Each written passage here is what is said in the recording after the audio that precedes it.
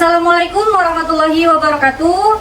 Kami dari kelompok 1 dengan anggota saya sendiri Zahwalila Tushika, NPM 21691012 Dan saya Anggun Ria Ignatius Munte, NPM 2169102232. Saya Maizura, NPM 2169106160. Di sini kami akan menggunakan media visual yang berupa flipchart. Selamat menyaksikan. Hai guys, di sini kami menggunakan alat dan bahan berupa ada kertas karton berwarna hitam, ada spidol, ada pena, Ada juga kalender, dan ada pisau, Dan ada juga pensil, ada lem, dan ada juga gunting, dan penggaris. ada double tip, ada mancis, ada print kertas yang sudah disediakan dalam materi, dan ada hektar Alat dan bahan yang akan kami gunakan. Pertama, kami akan menggunting kertas karton.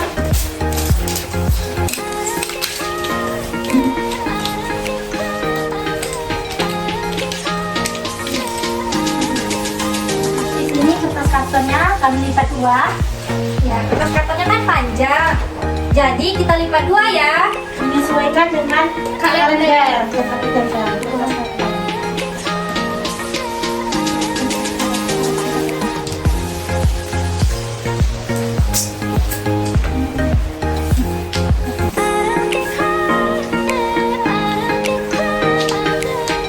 Kertas karton ini nantinya akan kita bagi menjadi 4.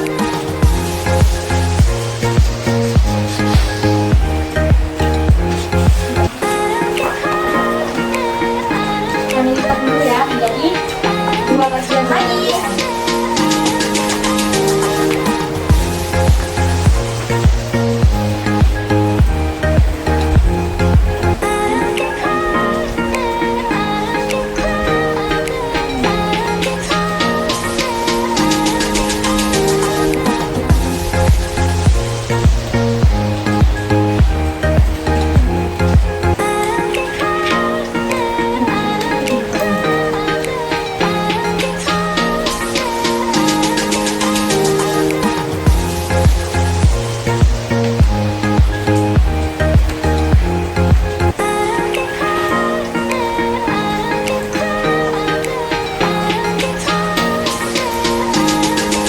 Lalu kita tempelkan yang sudah kita double tip ini ke dalam kalender, ke atas kalender.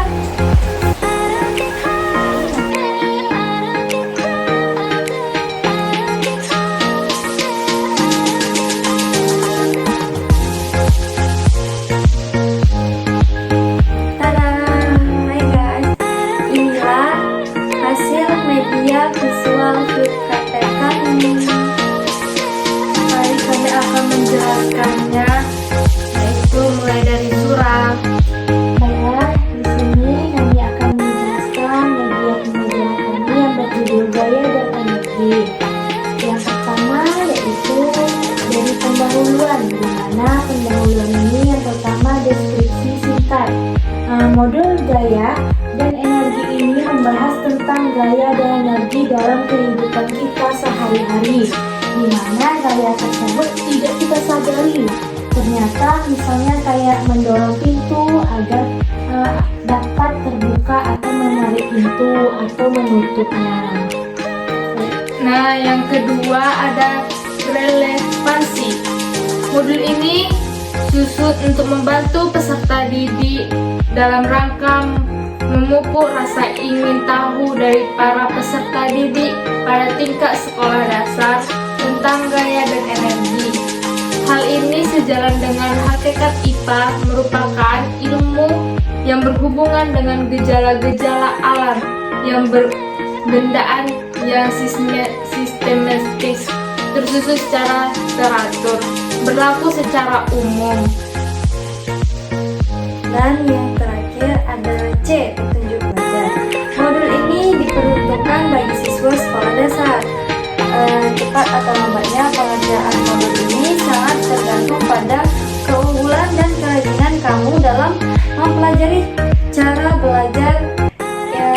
kamu berhasil.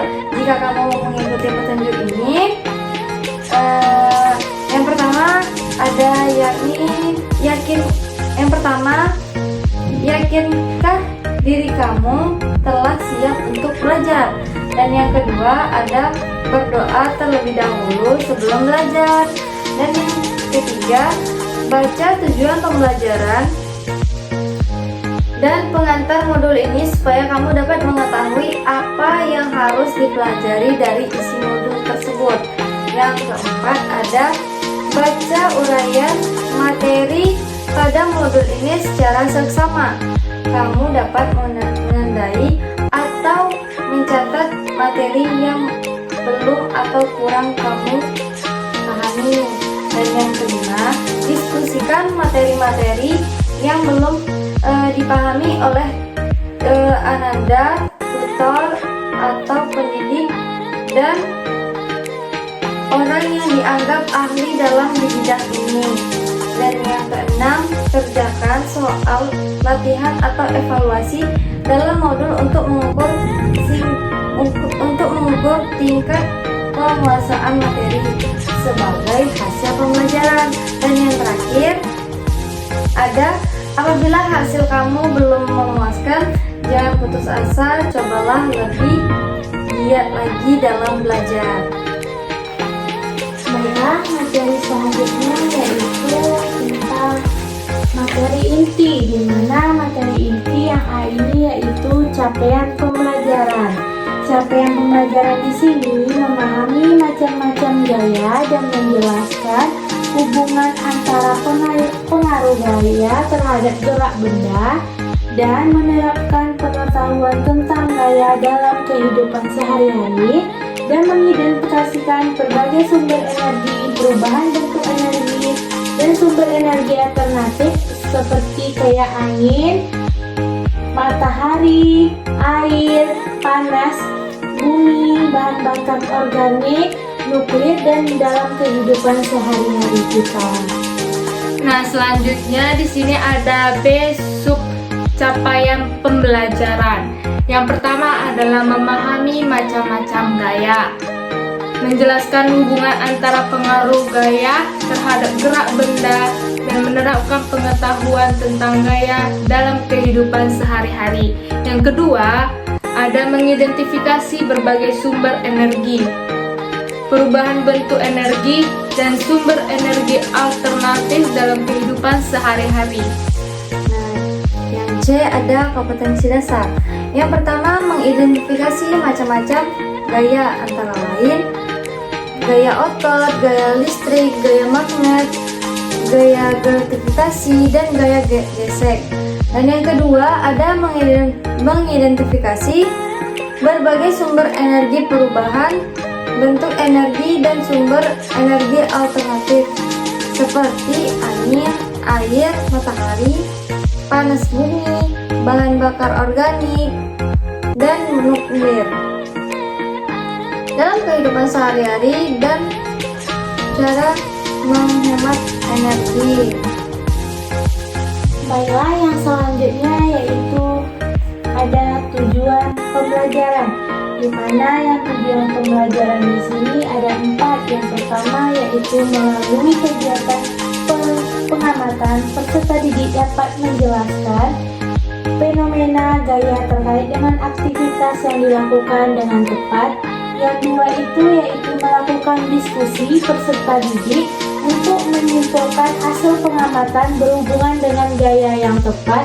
Yang ketiga yaitu peserta didik mampu menjelaskan makna energi alternatif dengan runtut dan benar melalui kegiatan diskusi.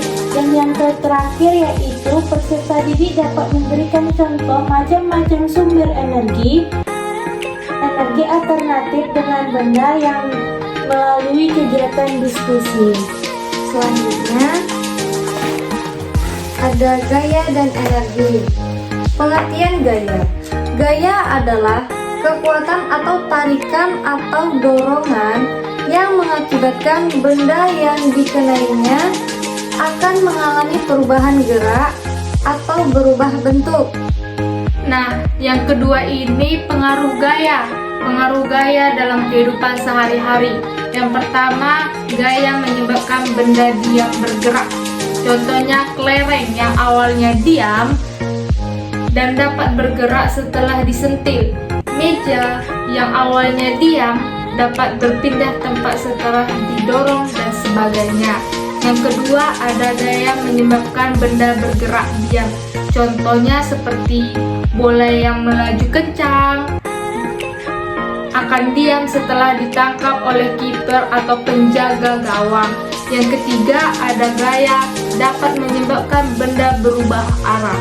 Contohnya seperti bola pingpong atau bola kasti yang dilempar ke arah tembok akan berubah arah setelah membentuk tembok. Dan yang keempat, ada gaya dapat menyebabkan benda bergerak lebih. Contohnya seperti mobil atau motor yang bergerak lambat akan bertambah kencang setelah digas oleh pengemudinya. Yang kelima, ada gaya dapat mengubah bentuk benda.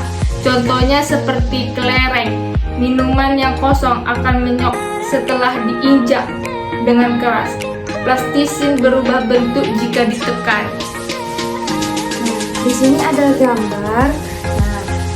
Inilah contoh gambar orang sedang menarik Bendanya menarik kayak permainan tarik tambang. Inilah salah satu contohnya. Nah, sudah paham kan Ananda semua? Nah, selanjutnya yaitu jenis-jenis gaya. Nah, yang pertama itu ada gaya sentuh. Gaya sentuh itu seperti gaya otot.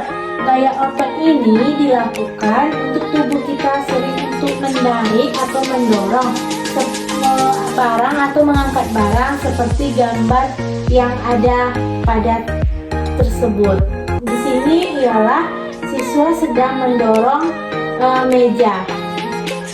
Yang kedua ini ialah gaya pegas.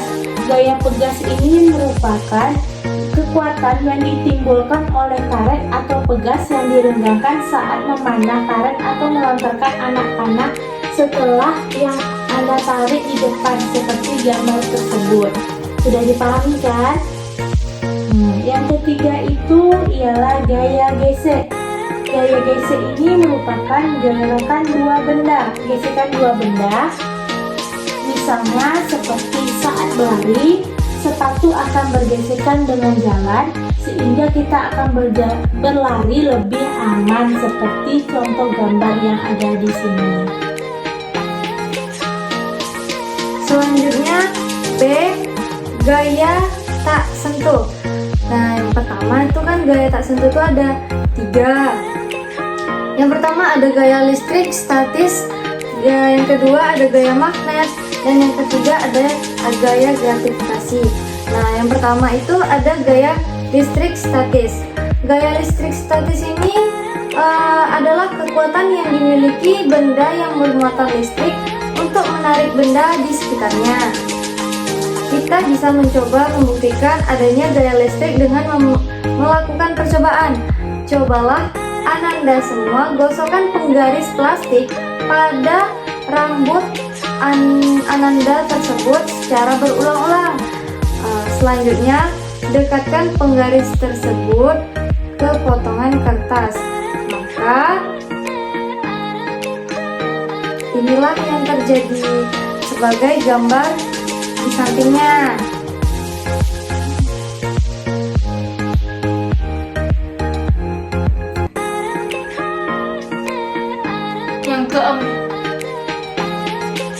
Yang kedua ada gaya magnet. Gaya magnet adalah gaya yang dihasilkan oleh magnet.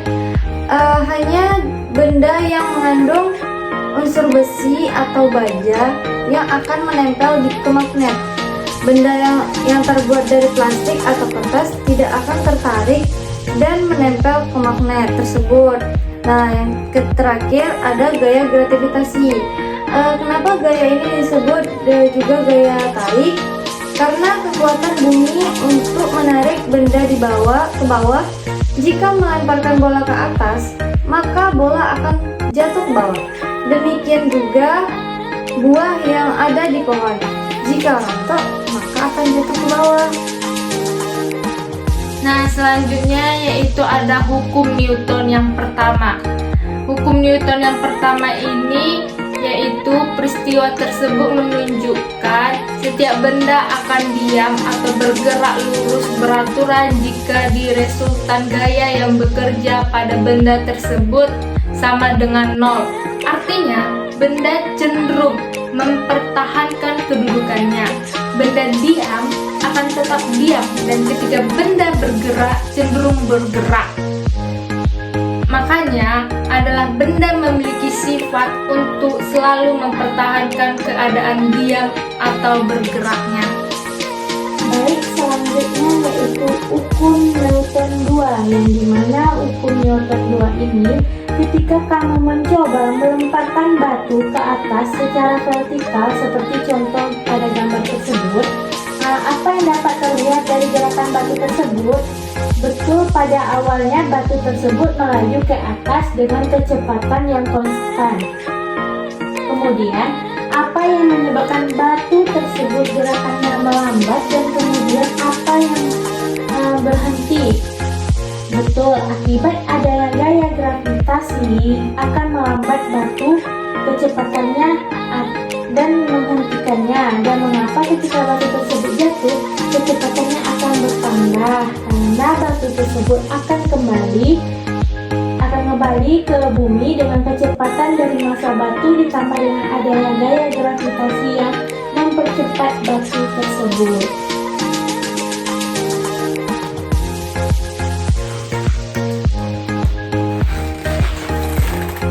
Nah, yang terakhir ada hukum Newton 3. Hukum Newton 3 ini kita dapat melihat contoh dalam kehidupan nyata saja. Perhatikan gambar yang ada di samping.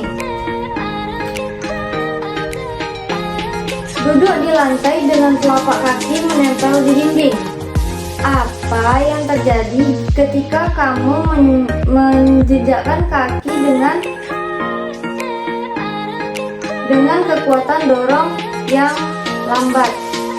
Dan apa yang terjadi ketika kamu menjejakkan kaki dengan kekuatan dorong yang kuat? Kamu akan terdorong ke belakang linear sesuai dengan kekuatan doronganmu.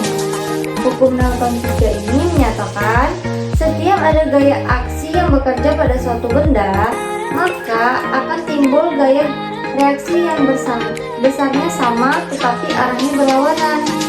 Itulah yang dimaksud dengan hukum Newton 3. Nah, selanjutnya yaitu pesawat sederhana. Untuk memudahkan pekerjaan kita sehari-hari, kita membutuhkan alat bantu.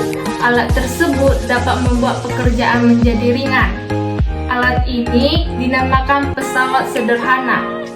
Pernahkah Ananda melakukan kegiatan seperti menggunting kain, menggunting kuku, dan mencabut paku yang menempel di kayu? Memotong kain dengan gunting akan lebih mudah daripada memotong kain dengan cara menyobek dengan tangan. Begitu pula dengan menggunting kuku dan mencabut paku. Mencabut paku lebih mudah jika menggunakan tang. Hanya dengan menggunakan tenaga yang kecil, kamu dapat melakukan sesuatu pekerjaan dengan mudah. Pesawat sederhana ada 3 jenis, yaitu pengungkit atau tuas. Yang kedua, bidang miring, dan yang ketiga, katrol. Jadi, garis besar pesawat sederhana adalah alat mekanik yang dapat mengubah arah atau besar dari suatu gaya.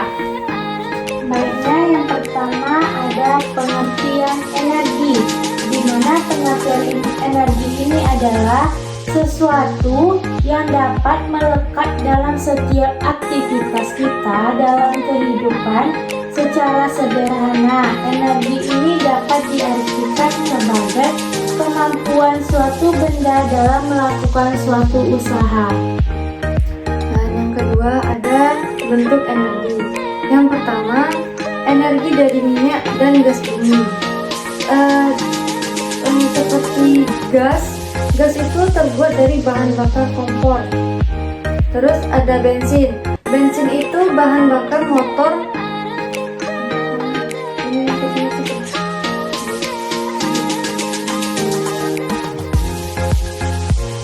Yang kedua, ada bentuk energi. Energi dari minyak dan gas bumi. Gas bahan bakar kompor. Bensin biasanya bahan bakar motor dan mobil. Terus solar biasanya digunakan bahan bakar untuk mobil dan mesin produksi. Dan yang kedua ada energi non minyak bumi. Seperti ada cahaya matahari.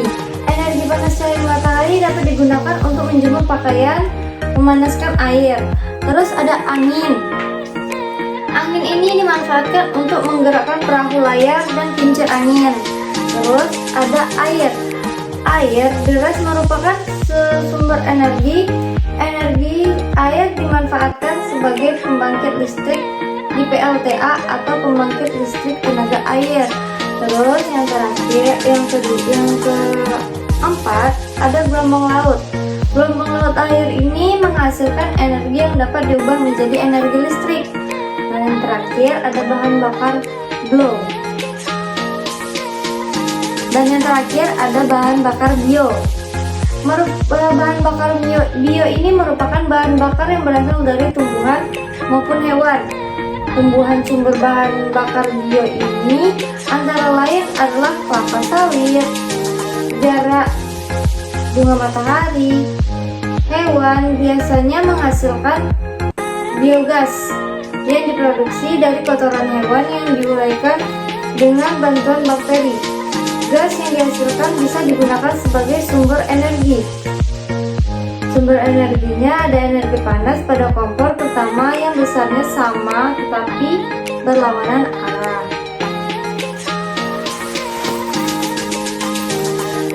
Nah, yang terakhir yaitu perubahan energi. Perubahan energi ini jika kita beraktivitas diperlukan energi. Energi dalam tubuh kita terdapat pada makanan yang dimakan dengan energi kimia. Energi yang terdapat dalam bahan bakar seperti bensin, minyak tanah juga dinamakan energi kimia. Selain energi kimia, masih banyak lagi macam-macam energi seperti energi listrik, energi cahaya, energi bunyi, energi kalor, dan sebagainya. Energi tidak pernah habis, tetapi hanya berubah bentuk. Contoh perubahan energi antara lain, yang pertama yaitu energi listrik berubah menjadi energi panas. Contohnya seperti ini ya, setrika, kompor listrik, dan solder. Nah, yang kedua, energi listrik berubah menjadi energi cahaya. Contohnya seperti bola lampu, seperti gambar di sini. Bola lampunya seperti bola lampu neon, bola lampu yang biasa kita pakai di rumah. Nah, yang ketiga, energi listrik berubah menjadi energi gerak. Contohnya seperti kipas, mobil mainan, dan Masih banyak kok ya. banyak yang kita temukan di lingkungan kita. nah, yang keempat, energi listrik berubah menjadi energi suara. Contohnya seperti radio, TV, bel listrik, alarm. Nah, yang terakhir ada energi listrik berubah menjadi energi kimia. Contohnya seperti Aki, charger, atau baterai. nah, Itulah materi dari kami. Lebih kurangnya kami mohon maaf. Wassalamualaikum warahmatullahi wabarakatuh.